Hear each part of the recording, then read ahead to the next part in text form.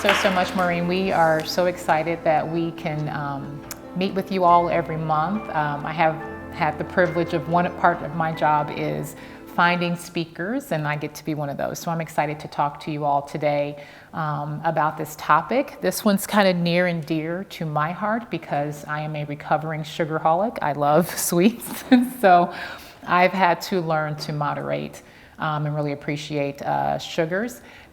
Before I begin, I always like to ask the question, are there questions you all are coming in with today about sugars or added sugars? We'll try to make sure that we answer those today. If you don't have any, that's okay. You may have some throughout. Just kind of give me a hand. I'm always happy to stop and answer any questions that you have. And if I don't know, I'll tell you, I'll find out. So, yes, ma'am. The effect of salt Ooh. on diabetes. Yes, so the question was, what is the effect of salt on diabetes? Not directly in this presentation, but they have found that salt, as it increases blood pressure, places more stress on some of the other organs, thereby also making one more prone to be diabetic. So your pancreas, kidneys, and blood pressure are kind of all connected. So as one is elevated, you tend to find that others can be elevated as well. Yes, ma'am. I keep hearing conflicting things about, table sugar versus stevia versus artificial sweeteners, and do they have the same impact on your blood glucose spike? For sure, Is one better than the other? That's a great question. So they are looking at where basically the crux of the whole presentation today will be eating more natural is better. So closest to its natural form is ideal. Stevia is a natural, practically 0-calorie sweetener. So you can use stevia in place of sugar. Of course, we're going to talk a lot about moderating our sugars today. They're doing a lot more research now on added sugars, and they're finding that they're not great for the body. Even though they're 0 calories, a lot of times it only makes us crave sugar because our body, when we receive it, we think we're getting sugar. And that makes us just want sugar all the more. So the best way to go is to learn how to moderate your sugar, eating it, in moderation, not too much and not needing things to be too sweet. Because we'll even talk about from a brain response space, what happens in the body when we consume too much sugar. So it's something that we really need to control. Great questions. Anybody else? All right, with that, we'll go ahead and get started. So what are we going to talk about today? We'll talk about the sugar basics. What is sugar? We'll move into what does it do to our bodies, especially the effects of added sugar. And then we'll look at some sources of added sugars. You guys get to be sugar detectives today. I'll give you a little bit of homework to look at your pantries when you get home and read your food labels and look at what those added sugars are in your own pantries. We'll talk about some recommendations, some things that we can do to begin to make some small changes to better moderate our sugars in our lives. I'm not going to tell you all that you can never have sugar again. I'm never going to say that. I think whenever we try to remove an entire thing, especially something that we love and enjoy, the chances that we'll do it are very minimal. So I'm not going to say that. But we can have them less often in smaller quantities and really take time to enjoy what we're eating. Okay, so what is sugar? Sugar at its basic form, glucose, is what our body and especially our brain uses for energy. Actually, your brain loves glucose. It's its favorite form of energy. So sometimes when you're thinking and working hard, you ever have a craving to want something sweet, it's because your brain wants glucose. However, when we look at sugars, there are naturally occurring sugars and added sugars. So starting with natural sugars, these are things that are found in foods. They're very natural, like fructose in fruits or like lactose in milk. Then we move to added sugars, which is what we're going to spend most of our time talking about today. So these are sugars and caloric sweeteners that have been added to foods or beverages during processing or preparation. So these are not sugars that are natural to the particular food that you're consuming. These things are added. Both impact our blood sugar levels and can cause negative impacts when consumed too often. So even too much of a good thing as far as natural sugars cannot be great for us. But why are we focusing today on added sugars? Let's look at the differences in these types of sugars and how they interact when they are consumed. So first, let's look at fruit versus Fruit Loops. When we eat a whole piece of fruit, we eat sugar, but we also get other nutrients as well. We get fiber, we get vitamins, and so that tends to slow down how quickly the sugar affects our blood sugar levels. And so this is what nature naturally does to help us manage blood sugar. So eating fruit in its natural form is even better than having fruit juice per se. So in this photo, we see that there's, the previous slide, there was a photo that has the apple had 19 grams of sugar, 4.3 grams of fiber, and 95 calories. But the glycemic index is actually quite low at 28 to 44 because of the fiber and the other nutrients that are involved in it. Now let's look ahead at the added sugar comparison with the bowl of Fruit Loops that we saw on the previous slide. Fruit Loops, I'm sure some of us have had Fruit Loops when we were younger, or some type of sugary cereal, has 12 grams of added sugar. So all of this is not natural. These are added sugars to us, 3 grams of fiber, 110 calories with a glycemic index of 69. Have you guys heard of glycemic index before? So glycemic index is just a fancy way of saying how quickly will the foods that I'm eating impact my blood sugar. Things that have a lower glycemic index are friendly to our blood sugars, not causing that really high sharp rise and fall. So we want to try to eat things that are low at most, moderate in glycemic index. So if you are below 55 in glycemic index, as we talked about earlier with the apple, that's considered low. Medium is considered 56 to 69, and then high is considered between 70 and 100. So when you think about a lot of the desserts that we consume, or our pops and sodas that we drink, that's going to be on the higher end of your glycemic index numbers, and more natural foods tend to be on the lower end of glycemic index numbers. Now let's look at the other picture that was up comparing milk versus iced coffee. An 8-ounce glass of Kroger 2% milk has 12 grams of sugar, no fiber, and 120 calories. So its glycemic index is pretty low at 27 to 47. Now we look at a Starbucks. Starbucks 8 ounces of iced coffee has 10 grams of sugar. Again, all of this is added because there's not a lot of sugar in coffee itself. 0 grams of fiber and just 40 calories. But what do we typically add to those iced coffees? Anybody want to shout out what we often add to coffee? Creamers. We add those syrups. We add whipped cream. We add all that. So once we add all those things, it just goes crazy. It's just really, really high. So we can see how quickly we're adding all these sugars, and we'll talk about in just a moment how these sugars are empty calories, and that's problematic for us because our bodies actually need nutrients. So a lot of times when we experience cravings, we find that our body's saying, I need nutrients, not necessarily this sugary thing that I'm choosing to have instead. Consuming added sugars then without proper fiber result in a spike in our blood sugars that impacts the brain, triggering the reward center that increases the likelihood of repeating the action. In addition, foods with added sugars often lack nutrients, so our brains are telling us to eat more because we still need those vitamins and minerals for our meal. So, what's not to love about sweets? What's the issue? Why is our reward center triggered when we eat sweet things? Well, firstly, they taste good. Believe it or not, this was designed as a survival mechanism. Things that taste bitter, for example, did not encourage eating. However, things that were sweet did. It is believed that sugar helped lead individuals in the past to calorie-rich foods when food was scarce. Oops. Another reason is positive emotions. This is where we kind of get into a little bit of psychology.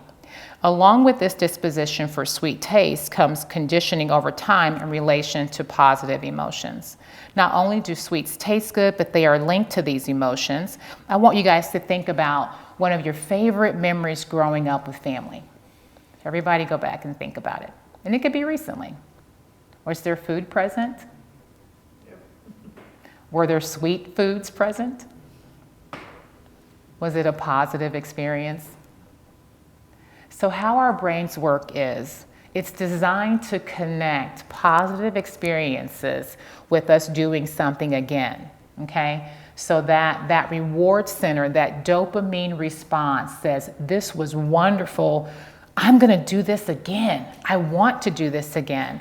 And when I'm in similar places and similar circumstances, it triggers my mind to say, ooh, the last time I was here with family members, I had this apple pie and it was the best thing I'd ever had in my life. And I want that apple pie again. I know I have a lot of fond memories with family, and I'm the youngest of 5 children, so I didn't even have to cook a whole lot, but I definitely was able to eat a lot of foods. And so there's a lot of positive emotions connected with food. At the same time, not just positive emotions, also coping. Sometimes when we have any strong emotions, sometimes we eat when we're sad. And so the next time I'm sad, I'm going to eat cake or I'm going to have ice cream because it made me feel better. So whenever we want to feel better or feel good, that reward center is activated, and it makes us more prone to repeat these actions again. So now let's look at how sugar affects the body. But too much of a good thing can have negative effects on us. So as we look at effects that are on the body, as the image depicts, added sugars can negatively affect the body over time.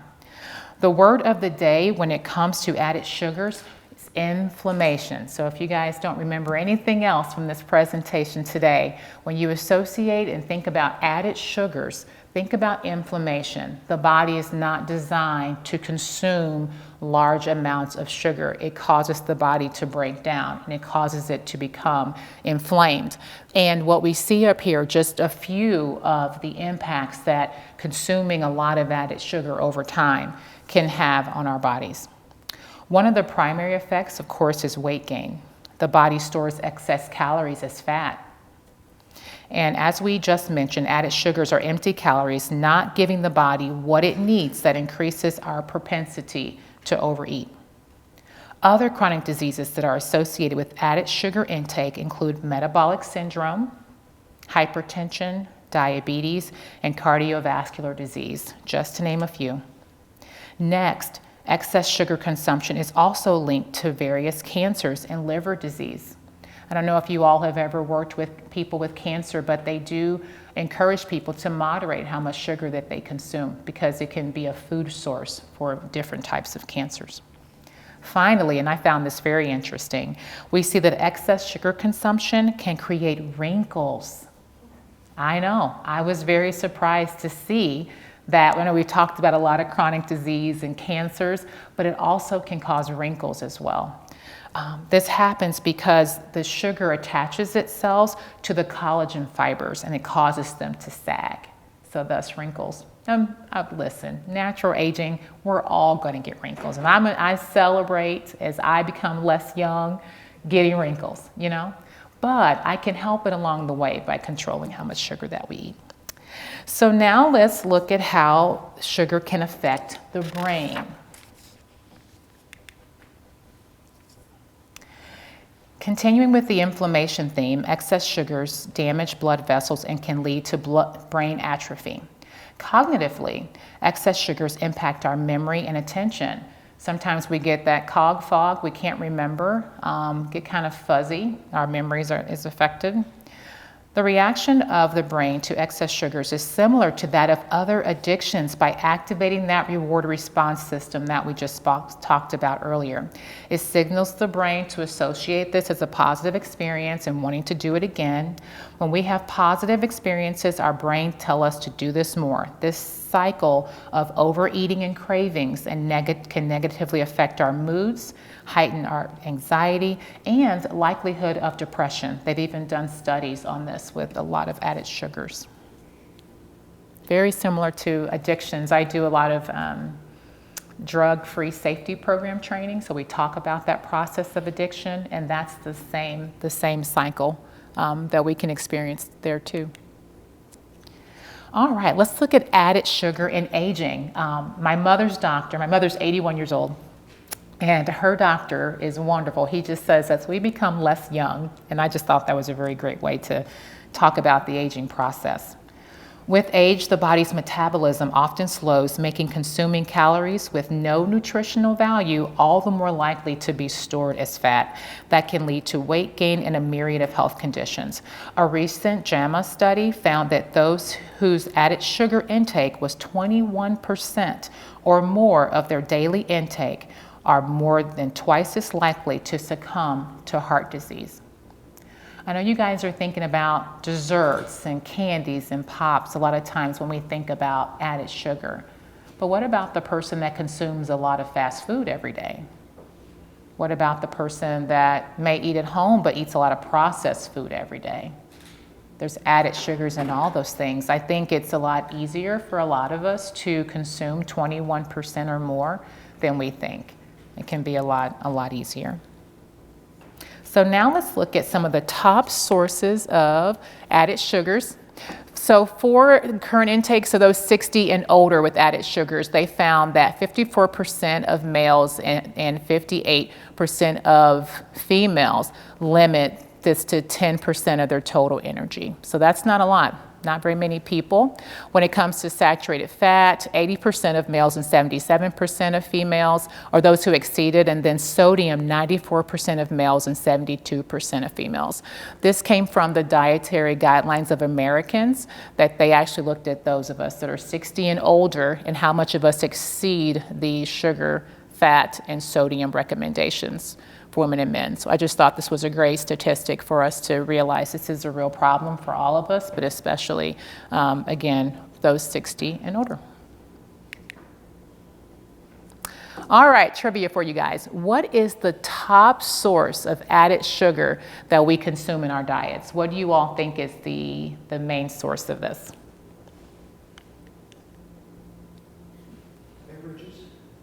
Beverages?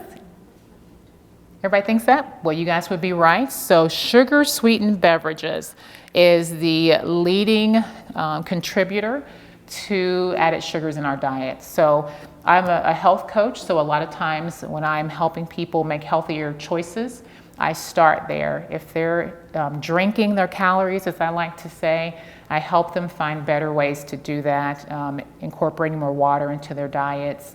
And if they are drinking calories, maybe it's a protein shake. Maybe it's something that's going to give them nutrients. We'll talk a lot about finding nutrient-dense alternatives instead. Okay, where to find added sugars. Now we're going to look to see where we can find some of these additional added sugars.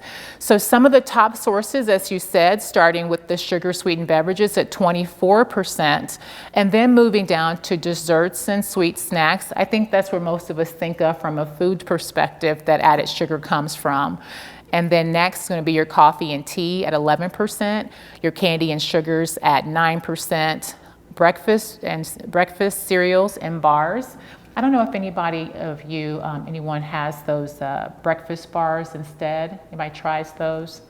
If you don't, that's totally okay, because a lot of them have a lot of added sugar in it. So make sure you're reading those labels on there. And then we move down to sandwiches, and then of course higher fat milk and yogurt. So those are some of the higher top added sugar numbers. And then when we look down to our beverages, soft drinks, of course, is going to be our highest one. Fruit drinks are really big as well. So when you're getting fruits, if you're going to drink the juice, make sure it's 100% juice. Of course, we've already said having the fruit itself is better. But make sure when you have juice, it's not a cocktail and it doesn't have a lot of added sugar in it. So make sure that you are reading those food labels Okay, so that's just another picture from the our food guidelines of where a lot of these sources are coming from. All right, so now we'll get some of the food sources high in sugar. There are several, of course, as we mentioned, desserts and things like that, but they're realizing that there's other things that are high as well. So ketchup is actually a really big one. You may see now that there's labels of no high fructose corn syrup. Have you guys heard of that sugar?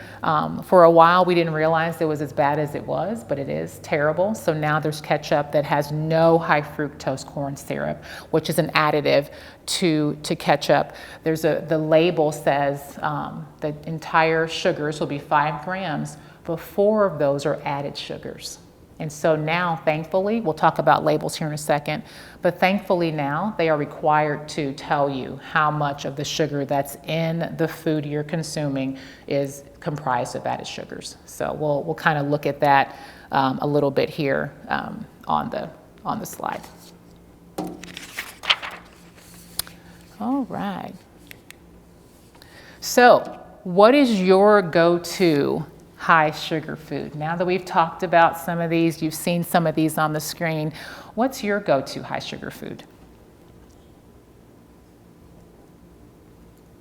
It's all to see ketchup up there. Who gets a bottle of ketchup and just soaks that in fries? Yeah. High on the list? I think it's more that it has such a high composition of what it's comprised of. A lot of it is sugar, not so much that a lot of people just eat it. But I will say, my son was huge in ketchup, and we couldn't figure out why he put it on everything. He absolutely loved it, and seeing the sugar content in it made sense. So maybe children are the culprits for that. For me, my high sugar food was Oreo cookies. I loved them so much, and Oreo cookies.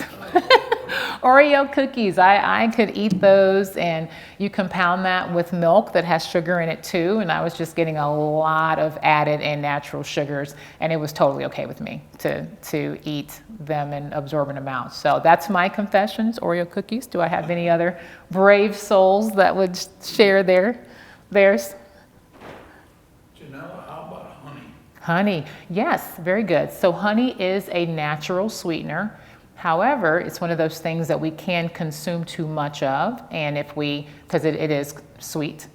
So just being mindful of how much of it we're consuming, just like other sugars. But there's nothing really with the sugar to help cut it down. So depending on what you're putting it in, maybe if you're using it for tea and things like that. So just being mindful of how much of it that we're using.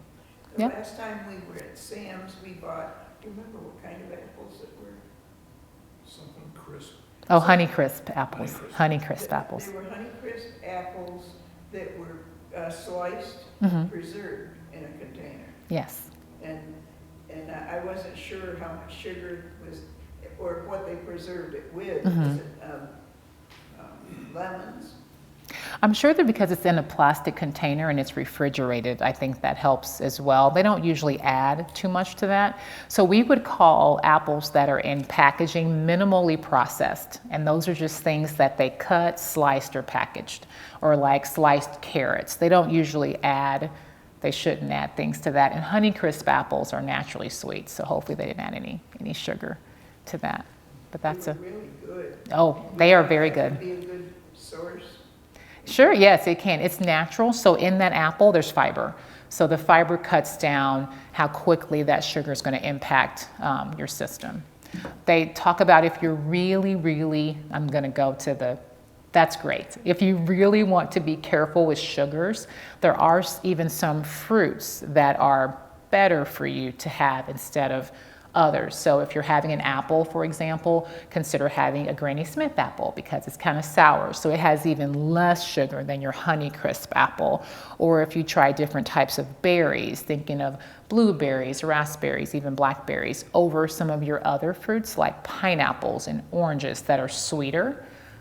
But today, I don't want to make you feel like you can't have those things. The purpose for me today is to just encourage people to even just eat them because most of us don't eat fruits and vegetables as we should. So if I were coaching you, I would not say don't have the Honeycrisp apple unless I realized it was impacting your blood sugar, which How about Probably. sugar-free pop? Sugar-free pop. Ooh, I could do an entirely different presentation on that. They're doing a lot of studies on artificial sweeteners, and they're realizing that they're not that great for us. It's better, for example, if someone loves a Coke, it's better for you to have a Coke every now and then than to have 10 Diet Cokes. It just makes our bodies want more sugar. It's assuming because it's sweet, I'm going to get calories, I'm going to get sugar, and we're not getting anything. So the propensity that I'm going to eat more increases when I have a lot of artificial sweeteners. I will say though, if you are diabetic, your doctor may recommend you have diet drinks over regular drinks. So I'm going to defer to your doctor there and say, definitely listen to what they're telling you to do. If your doctor's saying, have a diet drink, don't have the Coke at all, please listen to your doctor. I don't know your medical history, so I can't speak definitively to your case, but generally speaking, they do say every now and then it's better for you to have the Coke than you drink a lot of artificial sweeteners, and just learning to moderate it. So great question. Yeah, there actually are sugars in some soups. You think about tomato soup and saying, yeah, there are some soups that they do add sugars to. It's kind of in everything. So again, I would highly encourage you guys, when you get home, just kind of go into your pantry and take a peek at what's in there and what it actually says. Thankfully, and this is just in the recent, I'm going to say 5 to 8 years, have they been required to add how much added sugar is in packaged food that we consume. Okay, so now we're going to look at what do the experts say. We've kind of been leaning forward towards this. What is the actual recommendation? We've talked about how added sugars are really not that great for our bodies, but we crave them, we love them, but we need to love them a little bit less than we do. And so now what are the experts recommending that we have? So this is just a picture of what is recommended by the WHO, the CDC, the AHA, the American Heart Association, of what guidelines we should consume in general when it comes to our added sugar consumption. So it is recommended that our added sugar consumption should be less than 10% of the calories that we consume per day. And actually they'll say 7.5, and there's a slide I'll show you next that really speaks to that. How many of us can say that of the calories we consume, that's where we are? I'm not raising my hand either. Okay. We're all on a journey. We're all getting better here. We're growing. So that's less than 50 grams per day. So they're recommending about 48 grams per day, which is 12 teaspoons. So there's 4 grams of sugar in every teaspoon of sugar that you consume. So that's where we are as far as the CDC guidelines. The WHO, the World Health Organization, is even more strict. So I don't speak to it a whole lot because most of us are not in the CDC guidelines. So it just makes it even worse. But greater than or equal to, or less than or equal to 5% calories per day. So they recommend even less. And again, these are added sugars. So if I'm having apples, oranges, and grapes, bananas, those things, those aren't necessarily added sugars. So that's not what we're speaking about, or less than 25 grams per day, less than 6 teaspoons per day. And then for men, American Heart recommends less than or equal to 150 calories per day. And then for women, less than 100 calories per day or equal to. So it's something that we can all aspire to, but at the end of the day, if we can leave today saying there's a couple things I can do to get a little bit better, then we've done more than be successful, okay? Oh, this also assumes that there's no alcohol consumed under this as well. So when it's thinking about what we're consuming, there's a lot of sugar and alcohol, as we know. So it's also, we can easily, even having one drink, exceed this. So just kind of make sure that we're being careful there. Okay, so this is my wonderful picture here that talks about what we should be consuming. So basically 85% of our diets should consist of vegetables, fruits, whole grains, and dairy. The remaining calories are for sugars, added sugars and saturated fats. So they split that last 15% to 7.5 of each. So if we're getting all of our nutrient values that we need, and they even have a table that recommends how many of each group we should be getting, if we're getting all of those nutrients in our diets, there's not a lot of room left over for added sugars and saturated fats. If we're really focusing on eating nutrient-dense foods. So we can never enjoy our favorite foods again? Is that what I'm saying? Let's face it, many of us utilize food for comfort, and that's very evident in the fact that comfort food sales like chips and macaroni and cereal have increased by 50%, at least the last time we checked, since COVID. So it became a way for us to cope. Some people had an extra drink at night. Some people had extra food. You know, that's how we tend to cope. But for the sake of our blood glucose levels, our gut microbiome, which is another talk show that I won't mention today, and need I say our waistlines, our goal is to learn the art of moderation and upgrading the general patterns of our eating. So we want to move to healthy eating patterns. Have you guys heard about this new shift and how they describe eating? We used to say, do this diet, do this diet. And now we're realizing it's not really about eating a diet and being strict to certain things, but it's more about having a general way that we eat food every day. So they talk about healthy eating patterns right now. So in the last slide, we saw fruits, vegetables, whole grains, lean proteins. Those are examples of healthy eating patterns. So if that's the general way that I eat most of the time, if I have a piece of cake, it's okay. My body can process that without being overloaded.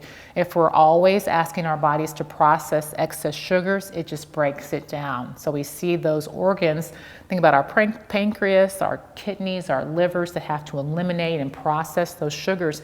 It takes a toll on them, thus a lot of the chronic diseases that we see today. So the CDC came up with, in their 2020 to 2025 guidelines, a process called Make Every Bite Count.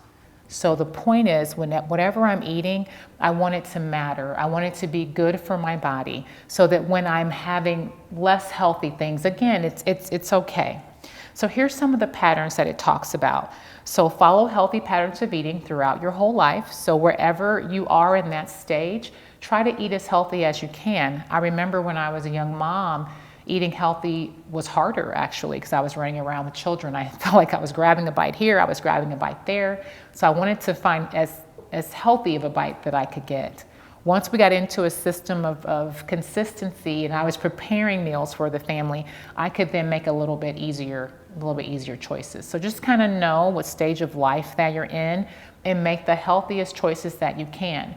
If your doctor has said, don't eat this, even if it's what the CDC recommends, trust your doctor. They know your medical history. They're doing what's best for you. So, you know, if say, well, the CDC says I can have 2,400 milligrams of salt a day, and your doctor says, no, you get 1,600. Please do the 1,600, okay?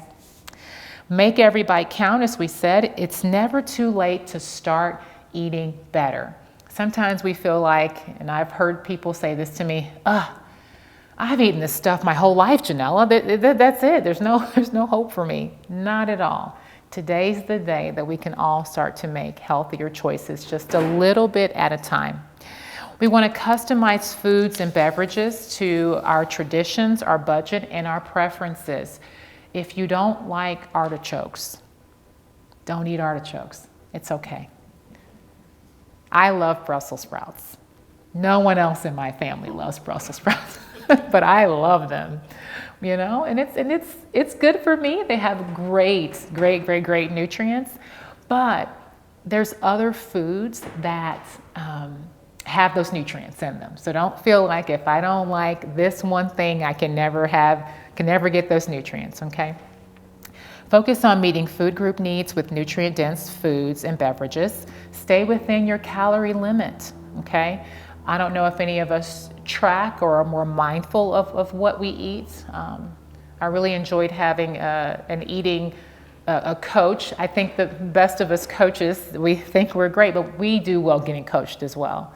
And the tracking that I found that helped the most was just writing down what I ate, considering was it a big meal, a small meal, or a medium-sized meal, how big was it, and how healthy I appraised it to be. So I didn't necessarily count the calories, but doing that made me a lot more aware of what I was eating, not necessarily I had a cup of this and this was 150 calories. So just growing in that awareness. And then limit foods and beverages higher in added sugars, saturated fats, and sodium. And then of course limit your alcoholic beverages.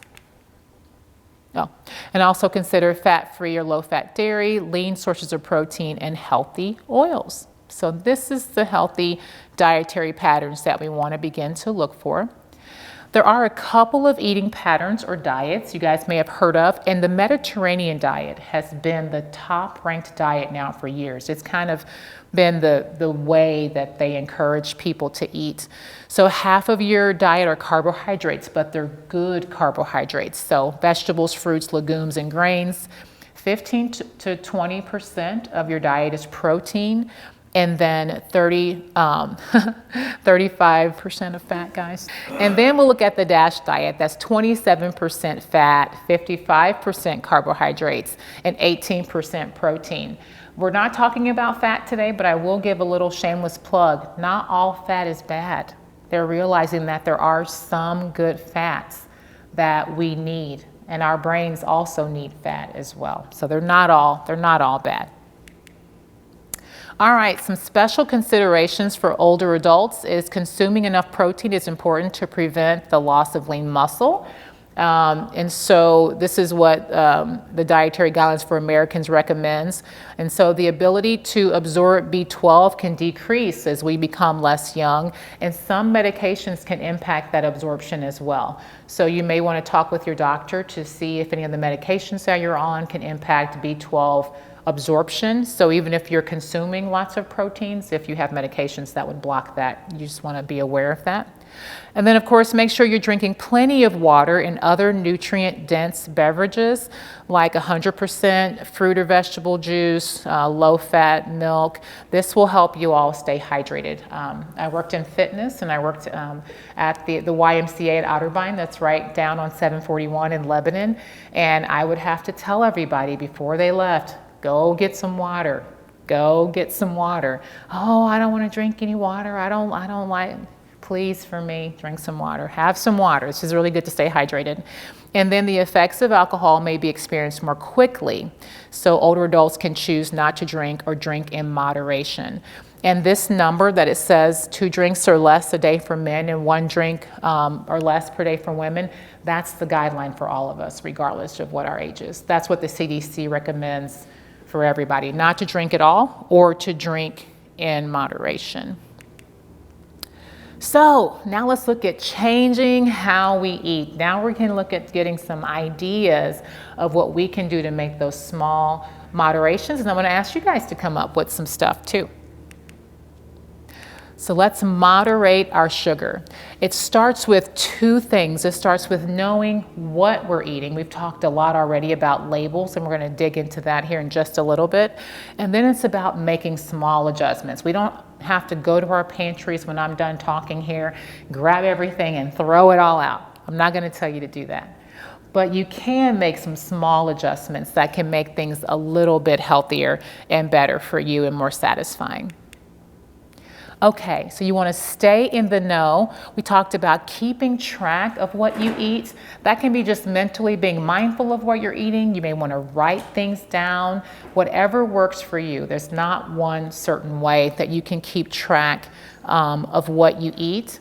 And then also, you want to be able to be prepared. So when you go out, always have a healthy option with you. So that way you're not stuck in a situation, you've been out all day, you went shopping, and then you get to the grocery store and you buy every sugary sweet thing that you've ever wanted. I've done that. So you don't want to try that. And then drink plenty of water, and then planning ahead. Look at menus to a restaurant that you're going to go to. So that way when you're not hungry, you can choose a healthy option to have instead. Okay, this is our food label. And so there's some things in here I just wanted to kind of bring to your attention.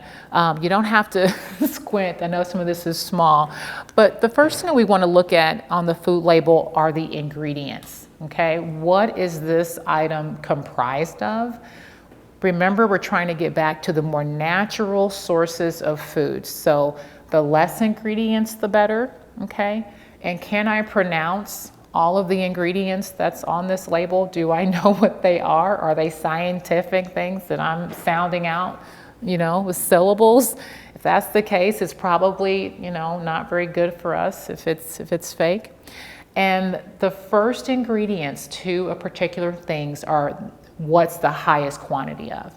So if those factory names are first, then that's going to tell you that, okay, this probably isn't the best thing for me. Does anybody know any names that you might have heard of that are names for sugar that isn't just say sugar? What have you guys noticed? High fructose corn syrup.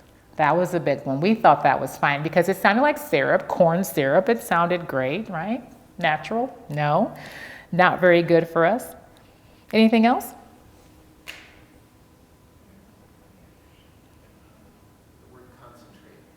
Concentrate's a good one.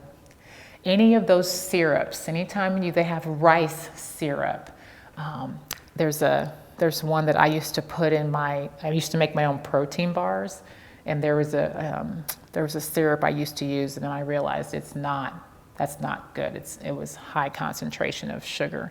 Dextrose, maltose, molasses, caramel. So these are all other words for sugar. So sometimes we think, oh, this isn't bad, it's sugar-free. There's still sugar in it. Even honey has sugar. Has sugar in it. So when we think about things that are sugar-free, it means that they have less than 0.5 grams of sugar per serving. So when you see that, it's not mean there's 0.0 sugar, but it's very minimal.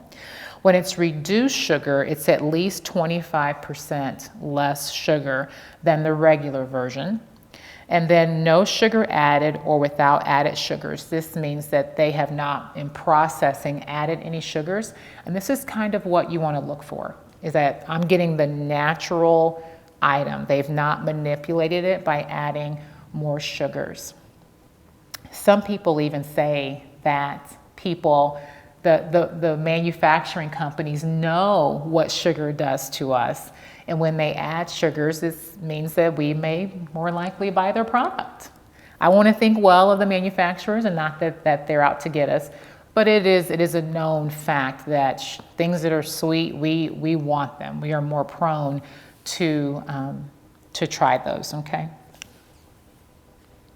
Now let's move on to servings per container. So this particular item has 8 servings per container. So that means everything on this list, when you see a number, I'm going to multiply times 8 if I ate the whole thing. Hopefully I would not eat the whole thing, because that would be all of my caloric value for the day, plus some.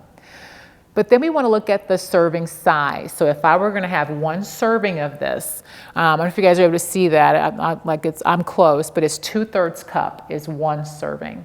So there's 8 2/3 cups or 55 grams in here, okay? And every serving has 230 calories, so that's kind of high, I think, whatever this is. And the next thing is to look at things that we want to limit. So saturated fat. Remember we said that 15%, so about 7.5% of our diet should be saturated fat, 7.5% should be added sugars. So we're looking at saturated fat here. No trans fat, they had to add that now. Cholesterol and sodium, so limit these things. We want these to be in low quantities, and it looks like they are. But then we get down to number 5, and that's kind of the purpose of today. This is our total carbohydrates. So that's 37 grams. So that's a little bit high, right? A little bit high. 4 grams of fiber. So, and then total sugar is just going to be 12 grams, but 10 of those is added sugar. 10 grams. And that's just in one serving. So if I had 2 servings of this, that's 460 calories though. I'm having 20 grams of added sugar. It adds up really quickly. So 2/3 cup isn't too bad. That's not a large amount. It's easy for us to have 2 servings of something. And then we have 3 grams of protein. I just went to a food as medicine webinar, and they talked about subtracting fiber. Have you guys ever learned about net carbs or heard about net carbs? So you subtract the fiber from the total carbohydrates, right? So then this would have a net carb amount of 33 grams of carbohydrates. And then they suggested that we divide the protein out of that. So that's still going to be about what, 10 point whatever. So that's the ratio of protein to carbohydrate. And they suggest it's like a 4-to-1 ratio. Anything higher than that, your body views it as a dessert. So let's just say you're having spaghetti. And this is what it is. Your body's going to view that spaghetti as a dessert if you're having a lot of pasta. So it doesn't have to just be ice cream and cake, okay? So I know, I'm a pasta lover, and that made me sad, but it did make me more aware of those things. When you see the percentage of values on these labels, it's based off of a 2,000 calorie diet. How many of us consume 2,000 calories a day? How many of us need 2,000 calories a day? We don't. We don't need it. So when you're looking at that percentage, it's not necessarily a sure thing for you. Say you only consume 1,700 calories a day. Then that might be a higher percentage for you. So that's something that's also really good to think about. So remember your homework, should you choose to accept it. And I'll be back next month. I'm not presenting, but I'm coming with the lady that's talking about fall prevention. I'll ask about how you guys did with your food labeling and added sugar detecting work as you continue to go on. But when you look at these values, they do say that 5% or less is considered low and 20% or more is considered high. And that's a good guide to have, even though it's not exact for your diet. But even on a 2,000 calorie diet, if it's 20 or more, you know it's extremely high, extremely high. All right, let's make some small adjustments today. Instead of having high calorie snacks, think about nutrient dense snacks. Ask yourself, what am I getting out of this that I'm eating? Am I getting good fiber? Am I getting good vitamins? And you don't have to know all the vitamins. There are a lot of them, and me studying all those vitamins was a lot. So you don't have to know exact vitamins, but you know that fruit has fiber and vitamins, right? So just try to think about what you're putting in your body. Instead of fruit products with added sugar, just have the fruit. Think about yogurt. Anybody eat yogurt, flavored yogurt in here? So no flavored yogurt, yeah, smart. Yeah, Greek yogurt's great. Sometimes they'll have the fruit at the bottom or the fruit added to it. A lot of times there's syrup with that fruit, so that's added sugars. So they've suggested that instead we get plain Greek yogurt and just add the fruit. So raspberry is probably my favorite fruit in the whole wide world. So I love buying raspberries and putting it with my yogurt in the morning. That is just no additives, and I get the plain Greek yogurt with that as well. So just trying to have the fruit instead of the syrups. Beverages with added sugars, trying no sugar added beverages. They do have those like bubbly and LaCroix. This is just like the seltzer water basically, and it has a slight flavor. That's something we can also try if you like the fizz of pop. And so that's something I've been able to switch over to instead. And then eating a smaller portion of the food items. So remember I said I'm not going to tell you guys you can never have sweets again. I'll never say that.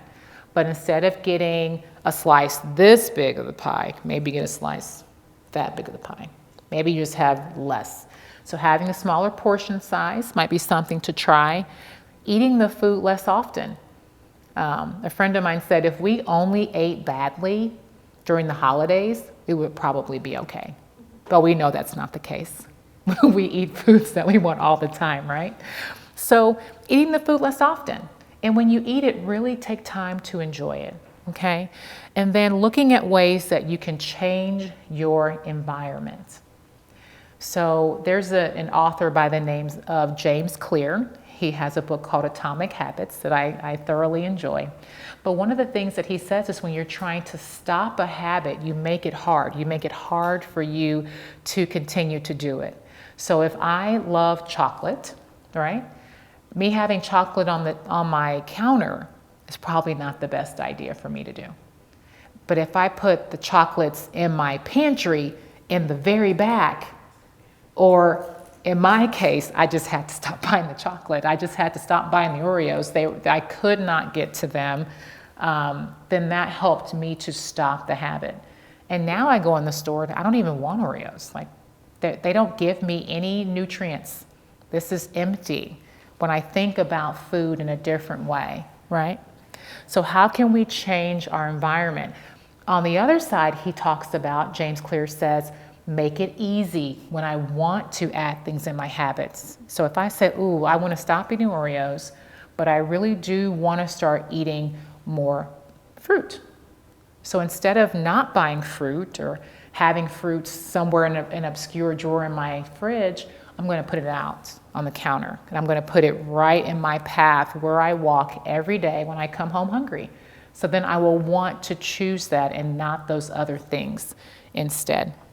Any questions about any of that, the labels, anything that we've talked about so far? You guys are all good there? Some additional things that you can ask yourself is deciding if you want the real thing. Sometimes just eating the real thing is better than trying to eat other things and not getting the real thing, because what usually happens? We end up eating the real thing, but we've eaten 10 other things trying to avoid the real thing. So think about if you really want to eat the real thing. It's absolutely okay to have foods like that from time to time. Arguably, truly enjoying a full fat ice cream in a reasonable portion beats an impulsive, automatically gobbled pint of a healthy substitute that leaves you with a weird chemical aftertaste. I thought that was great. So before opting for a healthier shift, by default, decide whether or not you truly want the real thing. So ask yourself, when was the last time I had it?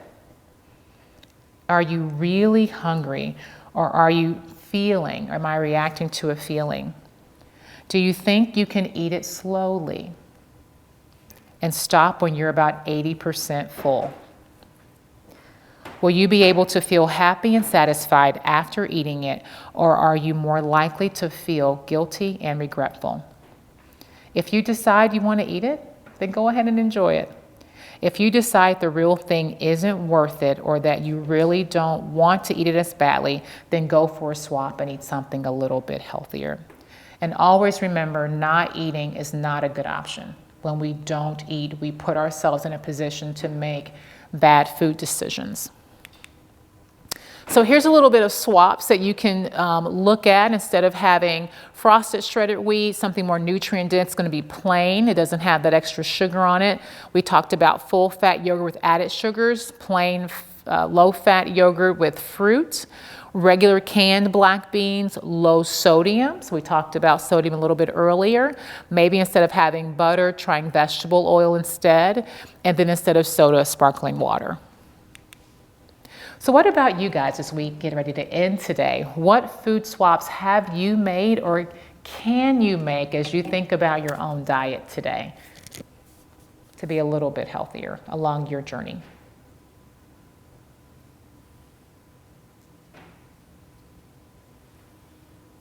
More water. More water. Yeah. Definitely more water. I like to add cucumber slices to water so it's flavored. Yeah. I don't like the flavor of plain water. Yeah, for sure. That's very good. I like that. So he said adding water, having more water, and then adding fruit to his water to cover the taste of regular water. But adding fruit is a great alternative. When I started reading labels, pasta sauce, red sauce in the jar, it varies greatly by brand, but there's a ton of added sugar. So I make my own, and ingredients and how much sugar was in it, and freeze it in mason jars. Absolutely, that's a great idea. So the suggestion was realizing how much added sugar are in spaghetti sauces. It's almost like this tomato and sugar go hand in hand, right? And making her own tomato sauce helps her control how much sugar is actually being added, and you're aware of actually how much sugar is being added. We know what the label says, but we don't know when they're processing it and making a plant, is it exactly what they've put in there? That's a great suggestion. I'm a baker. Yeah. Like, Oh. too much. But I read something like, don't add as much sugar. Go for like half the amount and start and taste it and add as you need, but don't put the full amount in. And you don't really miss it most of the time, whatever it is. So. Absolutely. They did notice if you use like a third to a half less of the, whether it's even salt, fat, or sugar, any of those, they call those the big three. All those three can get us in trouble if we're out of control with them. We find that we really don't miss it as much as, sometimes the alternatives completely can be tough for us to tolerate. But if we can cut it down a little bit, we really don't miss that taste. And as I end today, y'all, I want to encourage you, try new things, vary your vegetables and fruits. Your taste buds will change. Your body really wants good carbohydrates, good proteins, good fats, and your body will be so thankful when you choose to make those good choices instead, okay? I do have a summary, I think, on here. Yep. So in conclusion, choose naturally occurring sugars over added sugars. So not that sugars are bad, our bodies do like them. Added sugars are in everything. So as you mentioned, seeing it in spaghetti sauce, it's everywhere. Eating too much sugar has negative impacts on us. It does cause the body to break down. We're seeing a lot of chronic disease and even autoimmune diseases come from a lot of added sugar consumption. But you can make changes. As I said, your body will follow, right? Trust the process, make small adjustments, and stay prepared. Thank you all so much for listening today. You were a fantastic group and had great questions and comments. I did include, I have a handout of the dietary guidelines that I want to say the FDA, but they're under the FDA, that they've recommended for you guys to have. So you can take that with you. Thank you so much.